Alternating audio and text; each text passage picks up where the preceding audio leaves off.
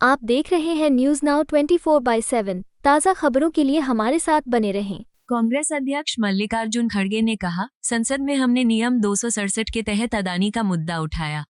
अदानी समूह पर भ्रष्टाचार, रिश्वतखोरी और वित्तीय अनियमितताओं के गंभीर आरोप हैं। हम इसे सदन के समक्ष रखना चाहते थे। हम इसे राज्यसभा के सभापति, प्रधानमंत्री और अन्य मंत्रियों को भी समझाना चाहते हैं। हम इन मुद्दों को उनके समक्ष रखते, पीएम मोदी जहां भी जाते हैं, इस समूह को ठेके मिल जाते हैं। मेरे पास उन जगहों की एक लंबी सूची है जहां पीएम मोदी गए हैं और उन्हें किन जगहों पर कौन से ठेके मिले हैं। हम चाहते थे कि इस पर सदन में चर्चा हो। आज जो सदन अडजर्न हुआ, इसकी वजह क्या थी मुझे तो मालूम नहीं था। हमने तो 267 के तहत अदानी का मुद्दा उठाया था। अदानी समूह पर करप्शन, ब्राइबरी और फाइनेंशियल इरेगुलरिटीज के गंभीर आरोप है। उसके बारे में हम सदन के सामने रखना चाहते थे और 2030 करोड़ के नजदीक रिश्वत दी गई। जनता के पैसे का इस्तेमाल रिश्वत के लिए दिया गया। इसके बारे में हम उनको, चेयरमैन साहब को भी समझाना चाहते थे और पार्लियामेंट के में जो भी उनके मंत्रीज हैं और प्रधानमंत्री भी अगर आते तो ठीक था, उनको हम ये मुद्दे उनके सामने रखने वाले थे। लेकिन उनके इस रिश्वत का रिकॉर्ड भी अदानी ग्रुप के जो चेयरमैन है, सीईओज है, उन्होंने तो इसका रिकॉर्ड भी रखा है, किसको किस रेट पर पैसे दिए गए और कितने पैसे दिए गए। इसका सब रिकॉर्ड उनके पास वहां पर अमेरिका के खुफिया एजेंसी ने ये सीज कर लिया है। उनके पास ये रिकॉर्ड है। और इससे पहले भी अदानी ग्रुप के लोग स्टॉक हेरा फेरी भी और अकाउंटिंग फ्रॉड और ओवर इन्वॉल्विंग और सेल कंपनीज, इनका भी इस्तेमाल स्टॉक प्राइस में मैनिपुलेशन किया गया है। ये आरोप भी उसमें है। फिर जहां जहां मोदी जी जाते हैं वहां इस समूह के कॉन्ट्रैक्ट मिलते हैं। अगर आप लोगों को ये बताना चाहूंगा मैं, बहुत लंबा लिस्ट है कि जिस जिस जगह मोदी जी ने गए हैं उस जगह कौन से कॉन्ट्रैक्ट उनको मिले हैं, ये भी मैं बता सकता हूँ।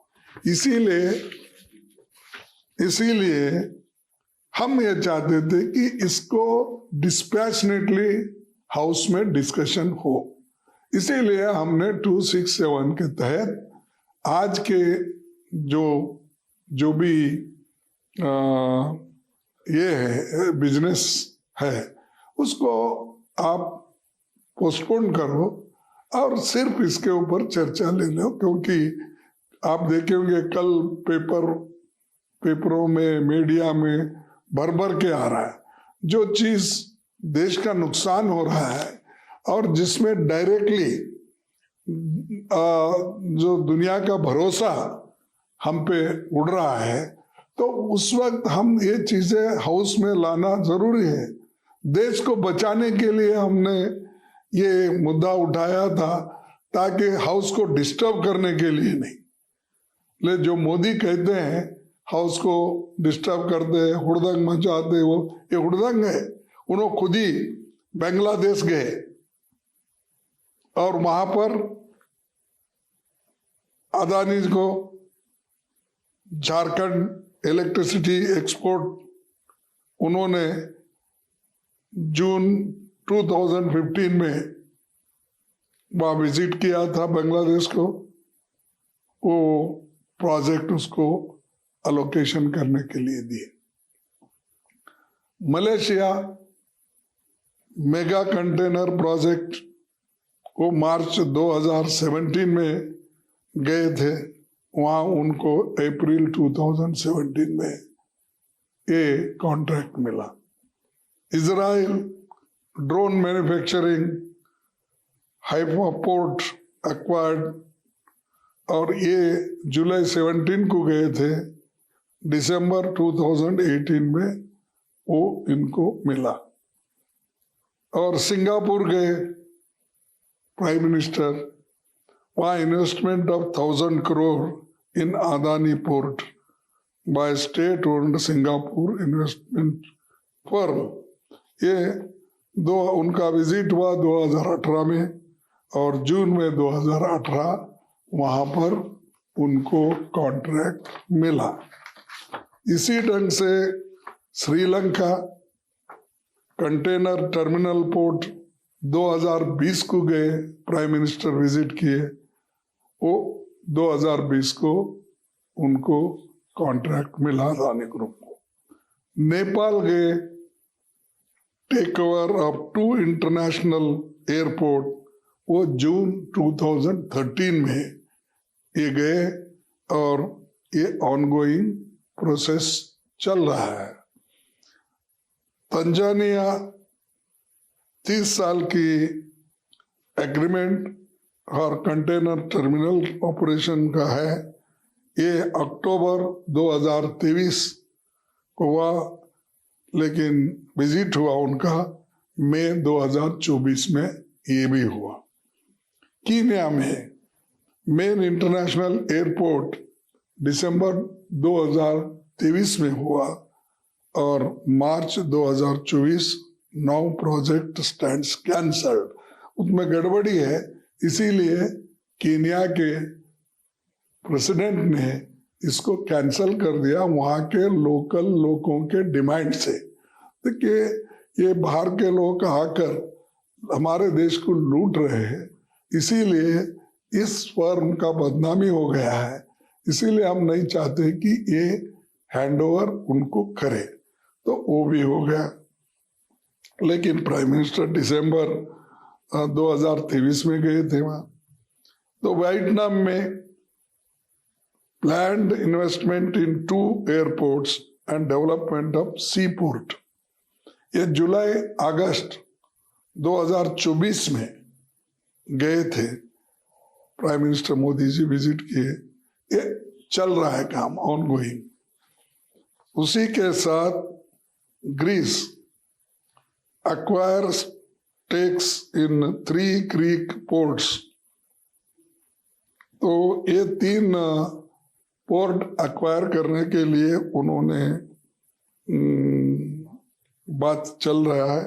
अगस्त 2023 में उन्होंने वहां विजिट किया, और ये प्लान्स टू एक्वायर पोर्ट्स ये चल रहा है।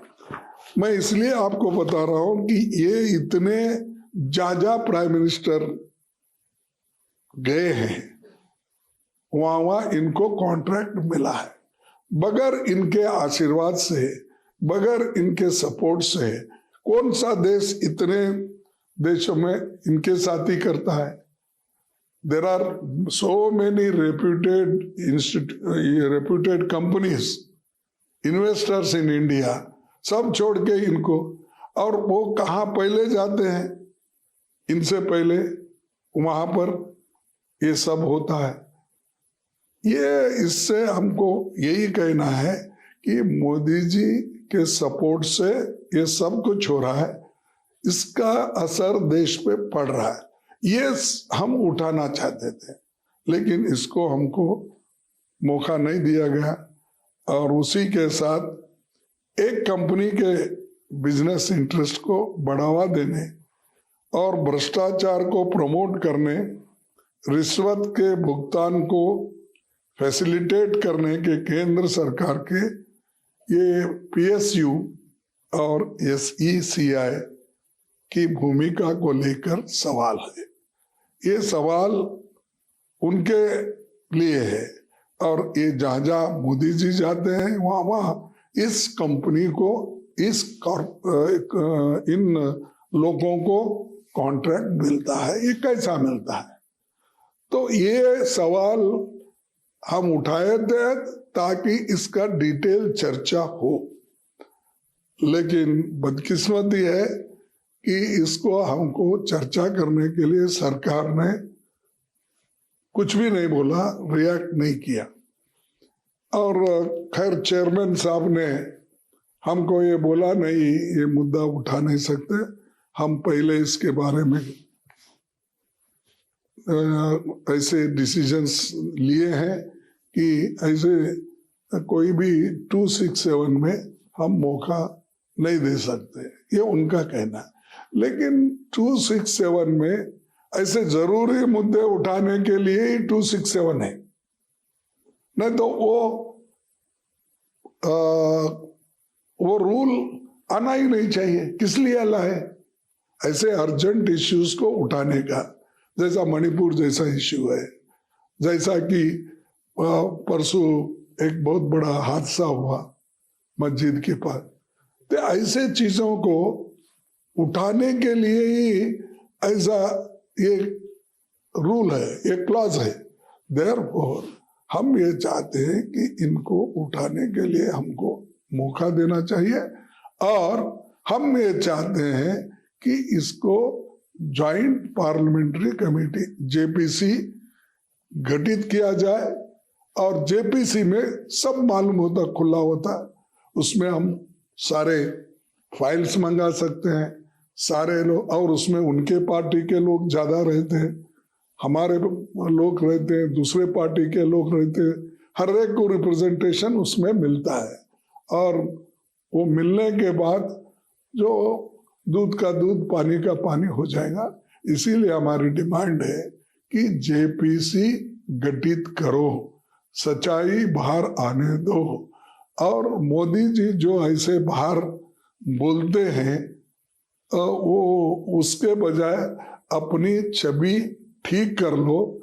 इंटरनेशनल में जाकर बड़े बड़े बातें करते हो और अपोजिशन को टारगेट करते हो कि अपोजिशन के लोग उनकी छवि कर रहे हैं। छवि तो आप खराब कर रहे हैं, बिजनेसमैन को लेकर फिर रहे हो, उनको ठेकेदारी दिला रहे हो, और इसकी FIR ये सब इनके ऊपर हुआ, करप्शन चार्जेस लगे, कहा अमेरिका कंपनीज ये बोल रहे हैं। तो ये जो चीजें हैं इसको डिटेल डिस्कस होना, इसीलिए हमने उठाया था, तो हमको चांस नहीं मिला। लेकिन हम चाहते हैं कि जॉइंट पार्लियामेंट्री कमेटी इसको बनाना चाहिए, और रिश्वत इन्होंने कितना दिया और क्यों, और प्राइम मिनिस्टर जो बाहर गए जाते वक्त इन्हीं को क्यों लेके गए, या इनसे पहले आकर हर चीज इनको कैसा मिल रहा है, यही हम बोलना चाहते हैं। आपको यह वीडियो पसंद आया हो तो इसे लाइक करें, हमारे चैनल को सब्सक्राइब करें।